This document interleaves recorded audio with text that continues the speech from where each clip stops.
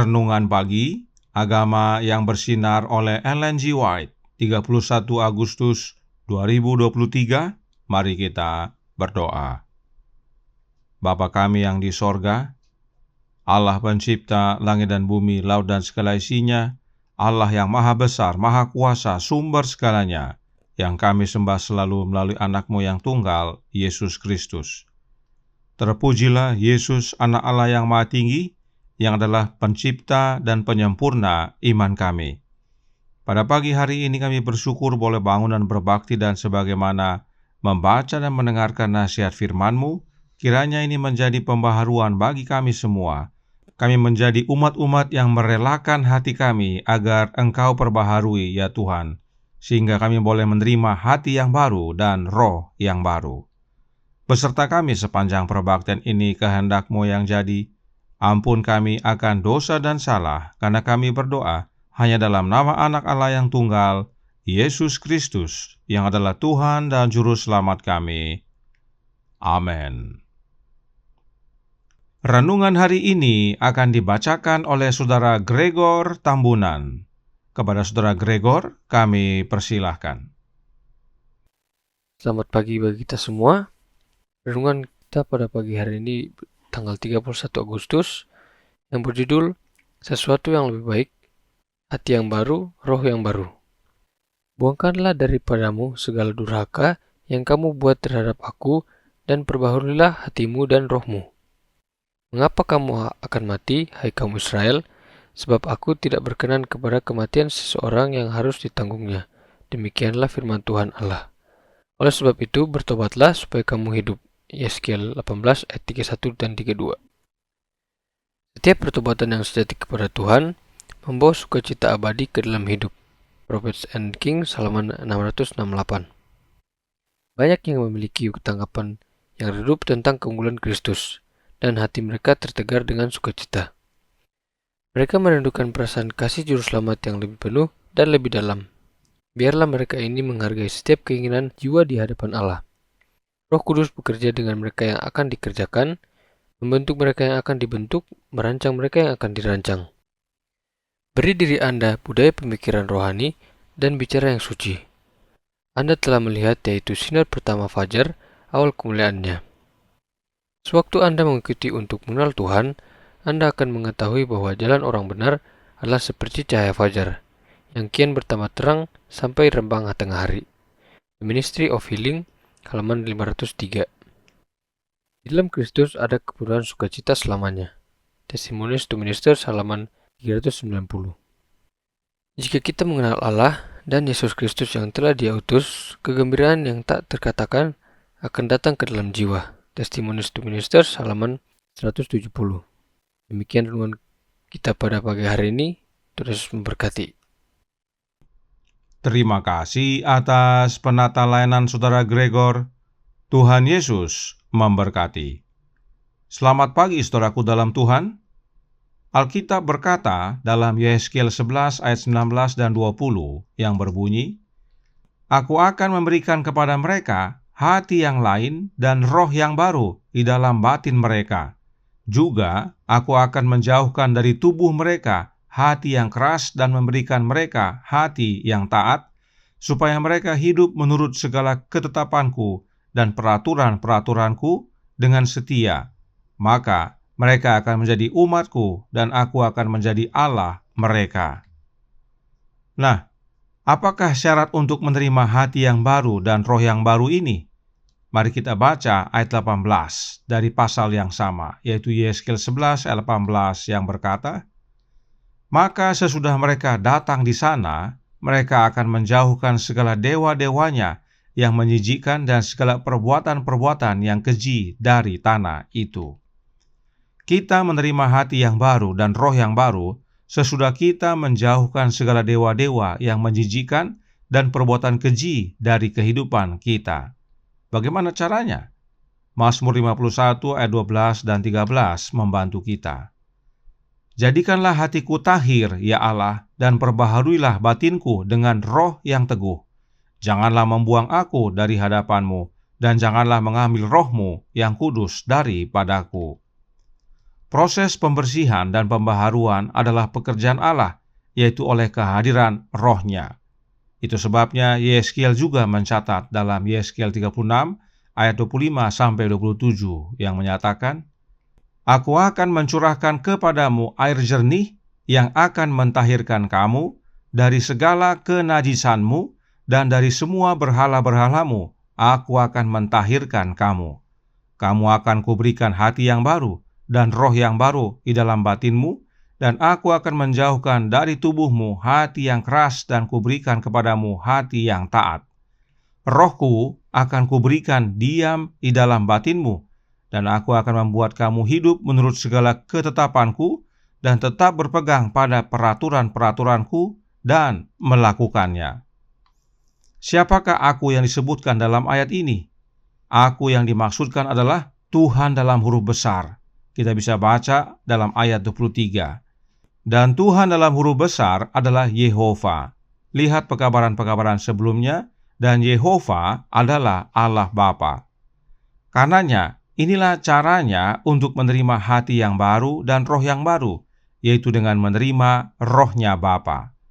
Allah Bapa berkata, Rohku akan kuberikan diam di dalam batinmu. Namun, oleh karena dosa, kita telah terpisah dari Allah. Lalu, bagaimana caranya kita dapat menerima rohnya Bapa? Melalui satu jalan tentunya, yaitu Yesus Kristus. Inilah yang akhirnya Nikodemus pahami.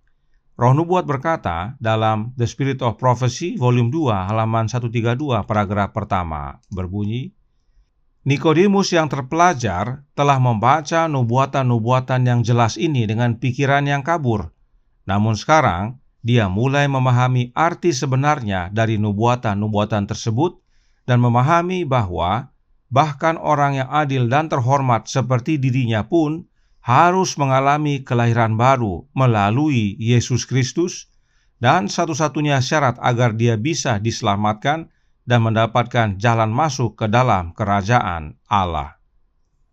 Nubuatan-nubuatan mana yang dimaksudkan? Nubuatan yang dimaksudkan adalah nubuatan tentang Allah Bapa menjanjikan hati yang baru dan roh yang baru kepada mereka yang mau menjauhkan berhala-berhala dari hidupnya. Hati yang baru dan roh yang baru itu hanya dapat diterima melalui Yesus Kristus. Itulah yang disebut kelahiran baru. Nikodemus akhirnya mengerti bahwa lahir baru itu bukan masuk ke dalam rahim ibu, tetapi menerima kehadiran Kristus dalam hati. Itu sebabnya Roh Nubuat menyatakan yang berikut ini yang didukung oleh firman Tuhan. Testimonies to Ministers halaman 169 paragraf 2 menjelaskan, Allah telah memberi kita Yesus, dan di dalam Dia ada pernyataan Allah. Penebus kita bersabda, jika seorang mengasihi aku, ia akan menuruti firman-Ku, dan Bapa-Ku akan mengasihi dia, dan kami akan datang kepadanya dan diam bersama-sama dengan dia. Dan kamu, apa yang telah kamu dengar dari mulanya, itu harus tetap tinggal di dalam kamu. Jika apa yang telah kamu dengar dari mulanya itu tetap tinggal di dalam kamu, maka kamu akan tetap tinggal di dalam Anak dan di dalam Bapa. Jika kita mengenal Allah dan Yesus Kristus yang telah Dia utus, kegembiraan yang tak terkatakan akan datang ke dalam jiwa. Inilah yang Yesus katakan dalam Yohanes 14 ayat 20 bahwa Aku di dalam Bapa-Ku dan kamu di dalam Aku dan Aku di dalam kamu. Dengan menerima Kristus tinggal di dalam kita, maka itu sama dengan menerima Bapa tinggal di dalam kita, sebab Bapa sudah terlebih dahulu tinggal di dalam Yesus. Karenanya saat kita menerima Kristus tinggal dalam hati kita, maka itu sama dengan kita menerima Bapa dan Anaknya tinggal di dalam kita. Itulah sebabnya Yesus berkata, kami akan datang kepadanya. Kami tersebut adalah Bapa dan Anaknya. Itulah pentingnya mengenal Allah, yaitu Bapa dan Anaknya, yaitu Yesus Kristus. Karenanya renungan hari ini mengutip kalimat yang ditandai warna biru yang berkata, jika kita mengenal Allah dan Yesus Kristus yang telah Dia utus, kegembiraan yang tak terkatakan akan datang ke dalam jiwa.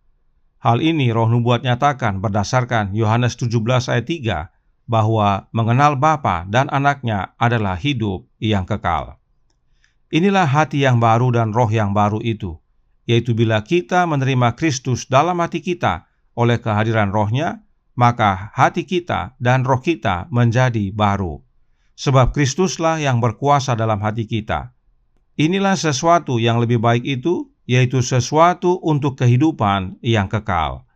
Sebab The Spirit of Prophecy volume 2 halaman 133 paragraf 2 menyatakan, jika manusia karena iman memegang kasih ilahi Allah, ia menjadi ciptaan baru melalui Kristus Yesus. Dunia dikalahkan, alamiah manusia ditundukkan, dan iblis ditaklukkan. Hanya di dalam Kristus kita dapat menang dan menerima keselamatan. Sebab Bapa telah mengaruniakan hidup yang kekal dan segala kuasa hanya di dalam Anaknya. Kiranya ini menjadi pembaharuan dan sukacita bagi kita semua. Tuhan memberkati, saya bawa dalam nama Yesus. Amin. Mari kita berdoa. Bapa kami yang di sorga, Allah pencipta langit dan bumi, laut dan segala isinya, Allah yang maha besar, maha kuasa, sumber segalanya, yang kami sembah selalu melalui Anak-Mu yang tunggal, Yesus Kristus. Terima kasih atas pekabaran yang sangat penting dan menguatkan pada pagi hari ini, bahwa tersedia sesuatu yang lebih baik bagi kami, yaitu hati yang baru dan roh yang baru. Itulah wujud daripada kelahiran baru, dan itulah syarat utama untuk menerima keselamatan. Dan ini adalah nubuatan yang Allah Bapa janjikan kepada kami semua, bahwa Bapa memberikan Roh-Nya ke dalam hati kami. Dan itu terwujud hanya oleh kehadiran Kristus dalam hati kami. Karenanya tolong kami ya Bapa, curahkan Roh Anak-Mu dalam hati ini, sebab hanya oleh kehadiran Kristus dalam hati kami menerima kehadiran-Mu ya Bapa. Bapa dan Anak tinggal dalam hati kami, dan itulah yang mengubahkan hidup kami, menjadikan kami manusia baru, dan pada akhirnya saat Yesus datang kedua kali, kami boleh menerima keselamatan. Beserta kami sepanjang hari ini kehendak-Mu yang jadi, ampun kami akan dosa dan salah, karena kami berdoa hanya dalam nama Anak Allah yang tunggal, Yesus Kristus, yang adalah Tuhan dan Juru Selamat kami. Amin.